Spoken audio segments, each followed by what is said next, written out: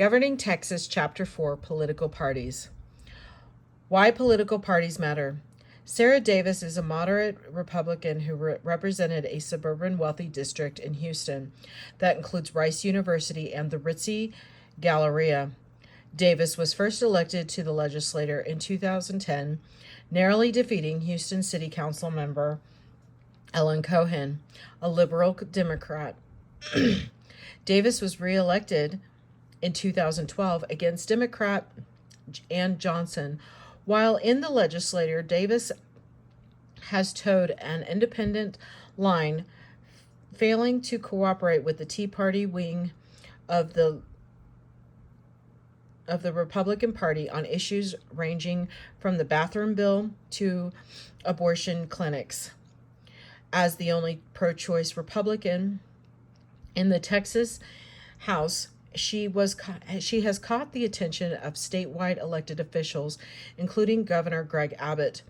In an unprecedented move, Abbott endorsed Davis's Republican opponent in the March 2018 primary.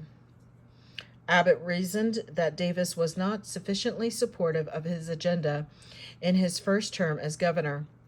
Davis's opponent, Susanna DeCouple, had also worked under Abbott when he was Attorney General of the state.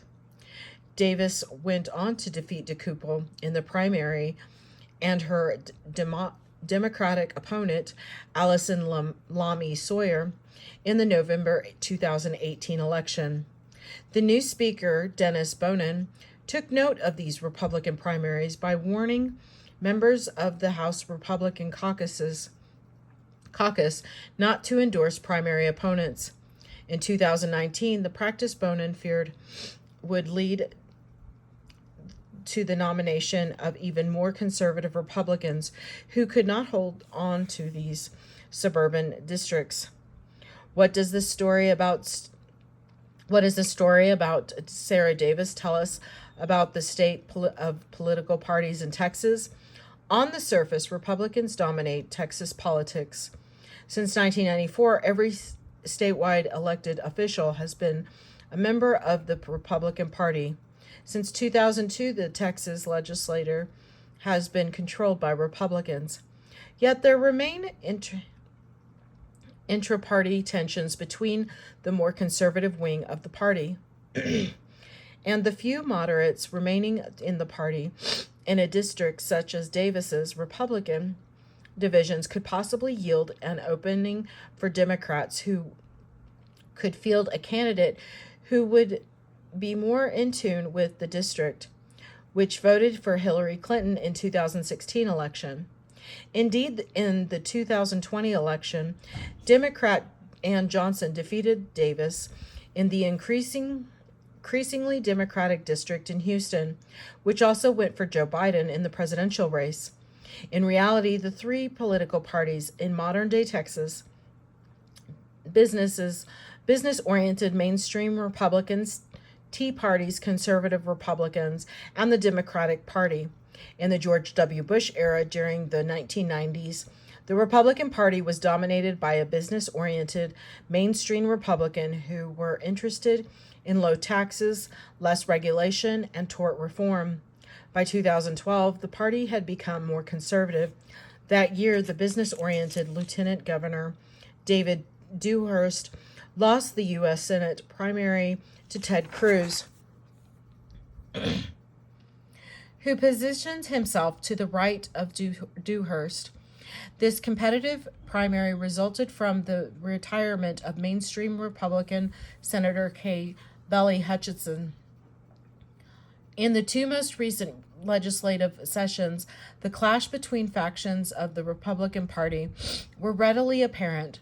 Speaker Joe Straus, a modern Republican, clashed with Lieutenant Governor Dan Patrick, a Tea Party favorite, on a host of issues, including the bathroom bill, as well as SB 4, a ban on sanctuary cities in the state. Governor Greg Abbott began his career as a mainstream Republican, but arguably has moved to the right to avoid the fate of Dewhurst and other Republicans who were defeated in the primaries by more conservative firebrands. The Democratic Party has sought to gain power in the state by trying to capitalize on the internal division within the Republican Party. But based on the state's current voter profile, the Democrats face an uphill battle. At least in the short term, the Democrats believed they had a chance to unseat Senator Ted Cruz in 2018 with the nomination of El Paso U.S. Representative Beto O'Rourke, a white liberal representing a heavily Latino district. They believed he would unite the party's urban, non-white, and labor bases to unseat a relatively unpopular incumbent. Though O'Rourke lost, the margin was razor thin, the Cruz winning 51% of the vote to O'Rourke's 48%. Democrats might have more success, however, fielding candidates in suburban districts such as Davis's in Houston, Austin, San Antonio, and Dallas. Republican primaries might produce candidates in the general election who are too far to the right for those areas. These examples demonstrate a couple of important facts about the parties in Texas. All too often, we hear about Texas being a solidly Republican state, but this masks the internal diversity within the party. The observation that Republicans hold all statewide offices does not tell the whole story. In addition, internal divisions affect not only the Republican Party with its Tea Party and mainstream business factions, but the Democratic Party as well. As the Democratic Party in Texas becomes more Latino, we might see more Democratic primary races pitting Latino candidates against white or African American incumbents. Because parties play such a large role in government processes, we must know how parties are organized, how candidates are selected, and how partisanship influences public policy. This chapter will address the history of the political parties in Texas, the current party system in the state, and what the future may hold for parties. Here is the party platforms. Should you want to let me pause that. There we go. The roles and structures of political parties in Texas describe the main functions and structure of the state party organizations. In the narrowest sense, a political party refers to an organization of people established to win elections. This can include people holding off or running for office who identify formally with the party. It can also refer to the professionals and volunteers who actively work for the election of their party's candidates. In a broader sense, a political party can refer to those people in the electorate who identify with a particular party and vote for that party's candidates on a regular basis. Political parties help candidates win elections and assist voters in making their electoral choices. Perhaps the most important function of parties in Texas is that they provide a label under which candidates can run and with which voters can identify. Each party develops a party platform by which voters can get a better sense of what the party stands for.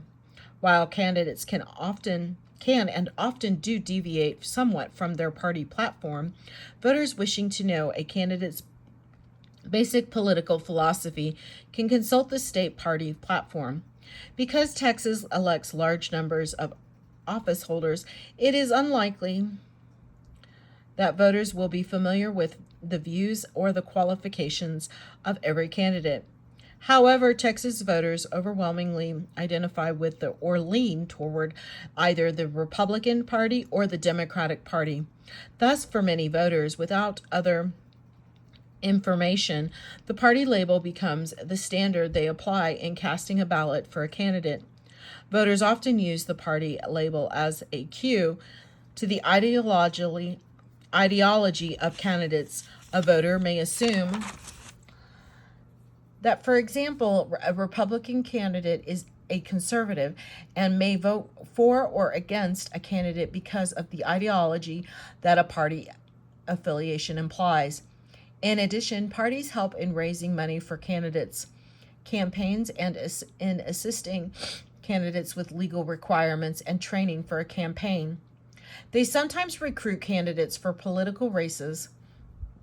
Although in Texas, any candidate may run in a party primary, and if victorious in the primary, will become the party nominee. Parties who also assist in getting out the vote for candidates through phone banks, door-to-door contacts, and other efforts. Once a candidate is elected to office, party affiliation helps in organizing the government. Governors usually appoint members of their own party to positions within the government, and the Texas legislature is increasingly divided by a party as well. Public officials may also feel a greater sense of loyalty and cooperation toward other public officials of their party. After all, they often campaign together and make appearances at the same political events, and their fortunes often rise and fall together based on the popularity of the party.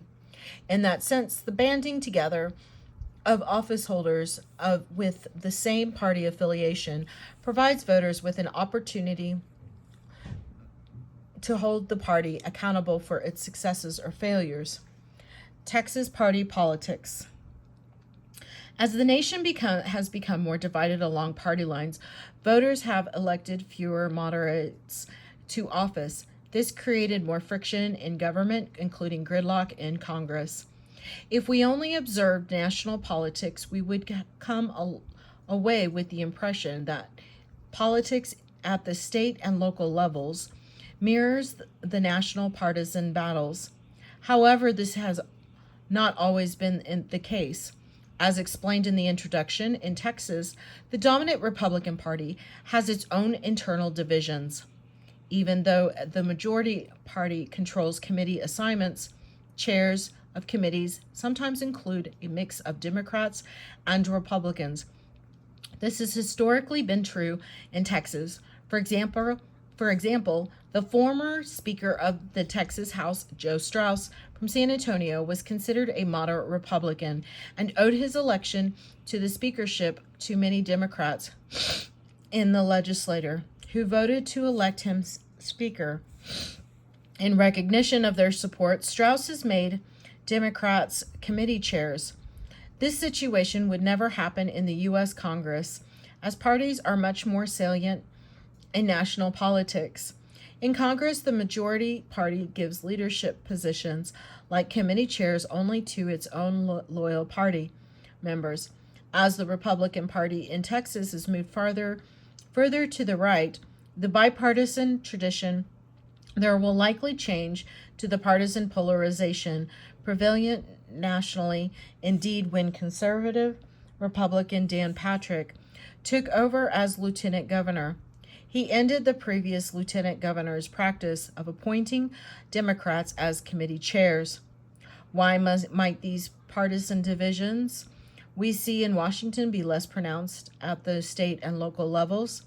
Tip O'Neill, the former Speaker of the House, used to say that all politics is local, and this certainly rings true in Texas. Local issues are usually not ideological in nature. They often deal with who is most effective at creating jobs and providing public works projects within the district. Voters in state races are therefore likely to be influenced as much more by these concerns than by hot-button issues such as abortion and same-sex marriage. Hence, partisanship is not always a major concern. Here is the vocabulary terms.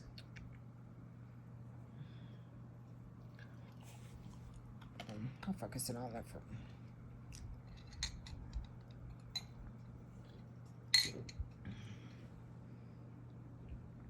so that you can take notes. Excuse me. In running for the everyday business of the state, to be sure, ideological issues might matter in certain state elections. During some election years, in addition, partisan polarization, the degree to which Republicans have become more conservative and Democrats more liberal, is beginning to become more pronounced in Texas legislature. Partisan polarization in politics means that it is increasingly difficult for politicians to compromise on important policy issues, since compromise becomes seen as a sign of weakness and caving into the other side. Party politics in Texas is similar to that in some other southern states, but there are important differences in its racial and ethnic aspects. Historically, other southern states have had larger African American populations than Texas. African Americans, who are generally loyal Democrats, constitute nearly 30% of the population in Mississippi and Louisiana. For example, in Texas, they represent only 12%, and most are concentrated in East Texas and the state's major urban areas. Another major difference between Texas and some other southern states is Texas' large Latino population, which is about 40% of the state total. Like African Americans, Latinos tend to be Democrats, but not to the same degree. To a certain extent, Texas is similar to New Mexico, Arizona, and Colorado in terms of its large Latino population. In contrast with Latino population in Arizona, however, Texans of Mexican descent are more likely to have resided in the state for generations. In Arizona, the Sonoran Desert region is the largest U.S. gateway for Mexican immigration, and new immigrants in Arizona exhibit political behavior that differs from that of their Tejano counterparts. In many ways, for example, they are more likely than Tejanos to identify as Democrats and to see the Democratic Party as more supportive of immigrant rights. Public attitudes about parties. Texans, like many other Americans, are increasingly identifying as independent. However, in practice, many self-identified independents lean toward either Democratic or Republican affiliation. What is the source of these political leanings? The process of political socialization occurs throughout our early years when our parents, religious leaders, teachers, and other influence our partisan identifications. Although this identification can change over time, we often retain the same political beliefs as those of our parents. We are also profoundly shaped by our geographical environment. For example, Texans living in rural areas are more likely to vote for Republicans than Texans living in cities and suburbs.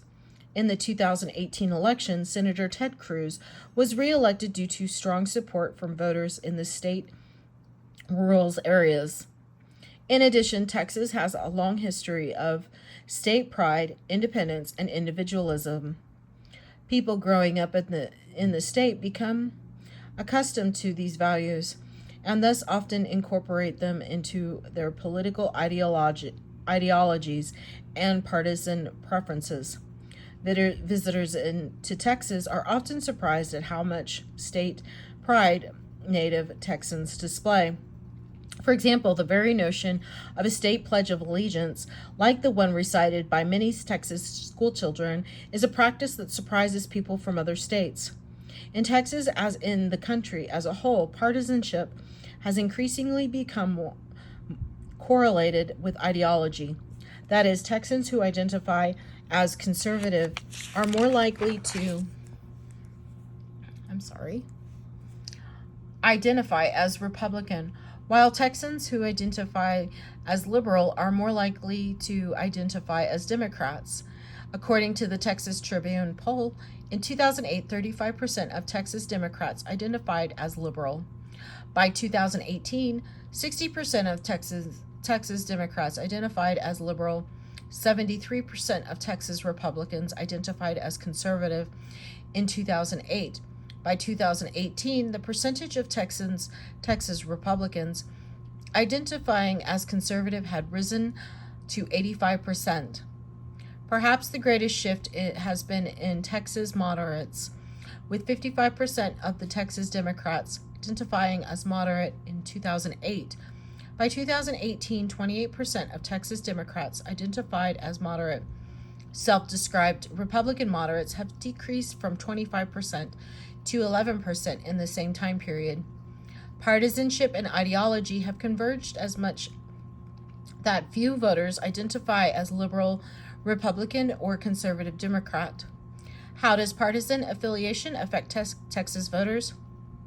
According to a February 2019 Texas Tribune poll, 45% of respondents in Texas said they were going to vote in the 2020 Republican primary for president, while 40% said they would vote in the Democratic primary. This gives us a sense of the state's political leanings, which has shown some gains for Democrats, building in on Beto O'Rourke's narrow loss to Senator Ted Cruz in 2018. For the most part, when we see an R or a D next to the candidate's name, we make certain assumptions about the position on the candidate takes. Of course, other characteristics of candidates matter too. Voters also cite the candidates' record stated positions on issues and characters as important considerations in their voting choices. The contemporary Republican Party in Texas. The Texas Republican Party diminished in strength during Donald Trump's term in office. According to a 2018 Texas Tribune poll, 54% of voters in Texas would support a generic Republican candidate for Congress, while roughly 46% would support a generic Democratic candidate. This leaves a remainder of about 15% that are the swing voters who ultimately decide elections. However, in February 2020, poll by Texas Tribune, 46% would support a generic Democratic candidate, and 43% would support a generic Republican candidate, with 11% uncertain. While Republicans are still in control of state government, the tightness of the 2018 elections and recent trends might suggest that Democrats can crack Republicans' dominance in the future. Texas Republicans currently hold all the major statewide elected offices: the governor, lieutenant governor, comptroller, attorney general, members of the state Supreme Court, the Court of the Criminal Appeals, and railroad commissioners are all Republicans, as are both U.S. senators. Texas Democrats have attempted to recruit successful challengers for these offices, but have come up short. The major competition for important statewide offices has occurred during the Republican primaries, much in the same way the Democratic primaries used to fulfill this role when Texas was a Democratic state. Given the increasingly competitive nature of recent Texas elections, this might change in the near future. Republican primaries often pit conservatives against moderates, reflecting a major division in the Republican Party. Pro-business establishments. Republicans have dominated the party along with the state politics in recent years, but the Tea Party movement has had a strong influence on state legislative races as well as major statewide races. The Tea Party movement is particularly strong in Texas. In October 2018, Texas Tribune poll, 14% of respondents said they would vote for Tea Party candidate. If the movement organized as a third party, when asked about Tea Party's influence on the state Republican Party, respondents were split. 28% felt that the Tea Party had too much influence.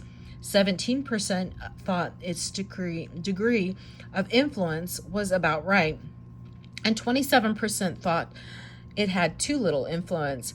These dynamics have been seen in many races across the state, but one of the most prominent was the lieutenant governor's race in 2014. In the Republican primary, incumbent Lieutenant Governor David Dewhurst had the endorsement of then Governor Rick Perry and many of the state's other political leaders. However, State Senator Dan Patrick, a darling of the Tea Party movement, and several other Republicans challenged Dewhurst because they sensed a weak candidate who had lost the U.S. Senate primary in 2012 to now Senator Ted Cruz. Patrick ran to the right of Dewhurst and all other candidates, especially on immigration issues. In a debate in early 2014, he called for an end to the invasion of illegal immigrants from the southern border. Patrick also criticized Dewhurst for being too moderate and a political insider, turning his endorsements from the state's political establishments against him. In a low turnout primary, he forced Dewhurst into a runoff by winning 41% of the vote to Dewhurst's 28%, and in the runoff he received 65% to the 35% for Dewhurst. Patrick went on to win the general election over Democrat Leticia Van de Poop, a Latino state senator from San Antonio, with a 58% of the vote. It was remarkable that an incumbent lieutenant governor would be defeated so badly in his own party primary, but Patrick successfully positioned himself to the right of Dewhurst in an increasingly conservative party. Although Dan Patrick was reelected lieutenant governor in 2018, he faced minor opposition in the Republican primary and then beat his opponent in the general election, Democrat Mike Collier, but only by a relatively slim 51-46 margin.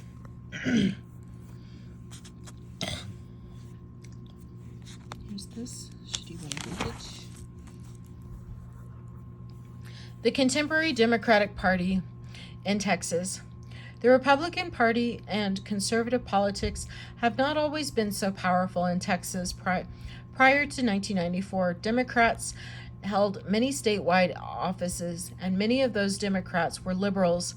Ann Richards, the state's last Democratic governor, was a proud liberal, as was former U.S. Senator Ralph Yarborough, who championed the Bilingual Education Act in 1968, which provided federal funds for states and localities to implement bilingual education programs. However, in recent years, Democrats have had difficulty recruiting quality candidates for political office at the state level. In 2017, National Democrats were hopeful that former Health and Human Services Secretary Julian Castro would enter the race for governor, but he decided against it. Instead, he waited and launched a presidential campaign alongside Beto O'Rourke. In a crowded Democratic primary, Democrats were scrambling to find a challenger to Governor Greg Abbott in 2018 and settled on Dallas County Sheriff Lupe Valdez in the general election. Abbott defeated Valdez, winning 55% of the vote. Despite the loss in this gubernatorial race, Texas Democrats remained a hopeful considering the close senatorial and lieutenant governor's races, as well as the gain of 12 seats in the state house. The only statewide race in the 2020 ballot was the senatorial race with incumbent Republican Senator John Cornyn seeking re-election with Donald Trump. At the top of the ticket, though, several Democrats launched bids to unseat Cornyn. Democrats were hoping to recruit a highly visible candidate like Congressman Joaquin Castro or Beto O'Rourke after a runoff between a military veteran, M.J. Hagar, and State Senator Royce West of Dallas. Democrats also chose M.J. Hagar, who went on to lose against Cornyn in November 2020. Most Texas Democrats today would be classified as liberal. The party's base is made up of African Americans, Latinos, and white liberals in urban areas. Most white liberals are located in Austin, Houston, Dallas, and San Antonio, and they often moved to Texas from other parts of the country. This coalition, however, is currently not large enough to win elections in statewide races, although Texas Democrats are trying to change that by launching significantly more voter registration drives, and harnessing the tech industry to improve data and analytics to more effectively target potential Democratic voters in what is termed as Texas model. Texas Democrats have said that they have flagged 600,000 potential Democratic voters in the state who, if they turn out to vote, might make a difference in some election outcomes. Most rural white in Texas have settled into the Republican Party, and Republicans have won all recent statewide elections. Latinos are the fastest growing group in the state. However, and Democrats hope to mobilize more Latinos to vote. 69% of Texas Latinos are American citizens by birth, but a large population of these are under age 18 and cannot vote. Moreover, voter turnout rates among Texas Latinos are much lower than among their Anglo counterparts. To change this pattern will require extensive efforts to register Latino voters and bring them to the polls in force.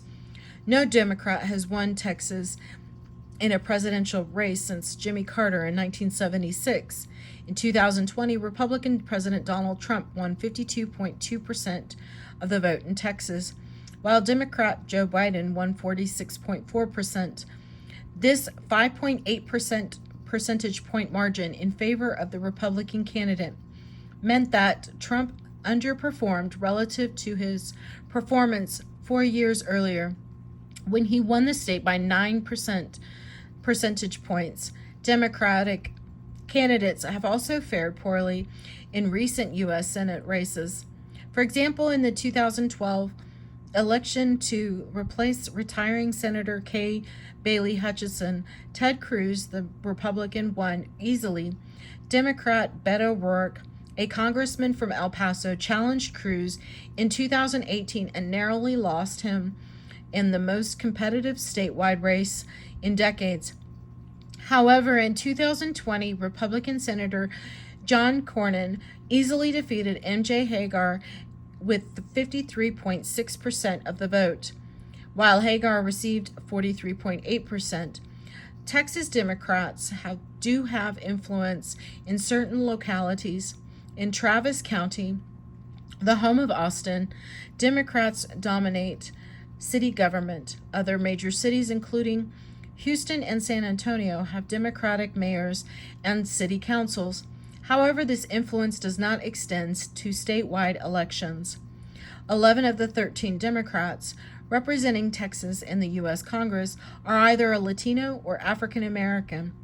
Lloyd Doggett of Austin and Lizzie Fletcher of Houston are the only white Democrats representing Texas in Congress. This could suggest that the majority of Texas Democrats are people of color, and the growth of the non-white population in the state suggests that the party's makeup will become steadily more non-white. This demographic change in Texas is making the states more similar to its neighbors in the Deep South, where the Democratic Party is mostly an African American party. In contrast, in the Northeast and the West Coast, white Democrats are largely popular proportion of the electorate. Here's the picture. Democratic and Republican Party organization. Although many Texas proclaim that they are registered Republican or registered Democrats, Texas does not have a system of party registration. Registered voters may vote in either the Democratic or Republican primary. When they do vote in a primary, their voter registration card is stamped Democrat or Republican to prevent them from voting in other primary as well. Here's the vocabulary terms.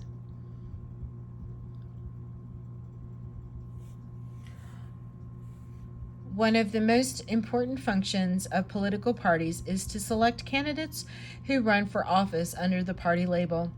During the 19th century, candidates were nominated at party conventions, but early in the 20th century, the state began using primary elections to select candidates. If several candidates are running for the party nomination in a primary, it may be that none receives a majority vote. In that case, the party holds a runoff election to determine its nominee.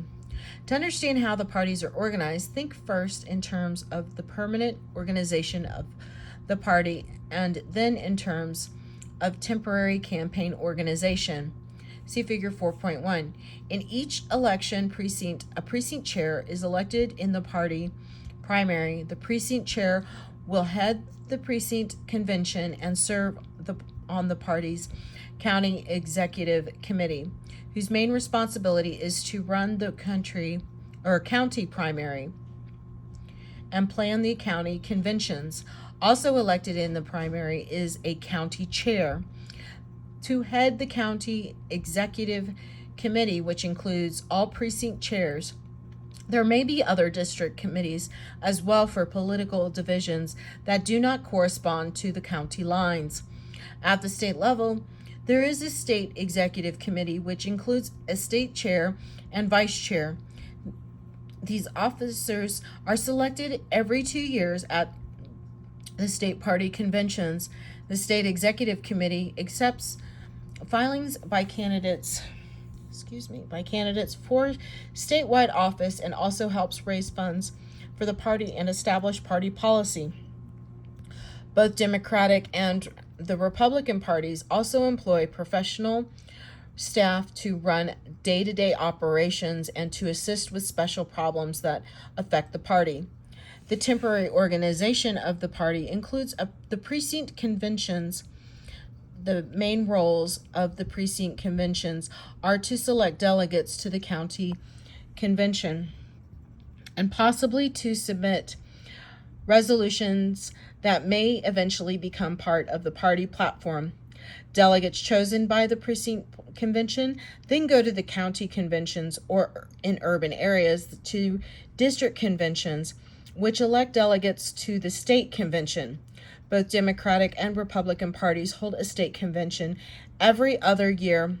These conventions certify the nominees of the party for statewide office, adopt a platform, and elect a chair, a vice chair, and a state executive committee.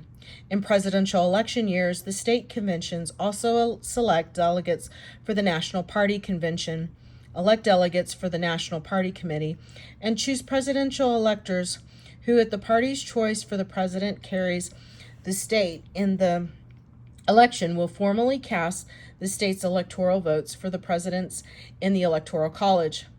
Battles for control of a state party have often been fought in Texas politics, where rival ideological and other interest groups have struggled to control precinct, county, and state conventions and to elect their candidates for precinct chair, county chair, and state executive committee. In the 1950s struggle between liberals and conservatives for control of the Democratic Party were fierce. On the other hand, sometimes apathy has been so great that precinct conventions have been sparsely attended and offices such as precinct chair have gone unfulfilled. This is the end of Chapter 4, Part 1.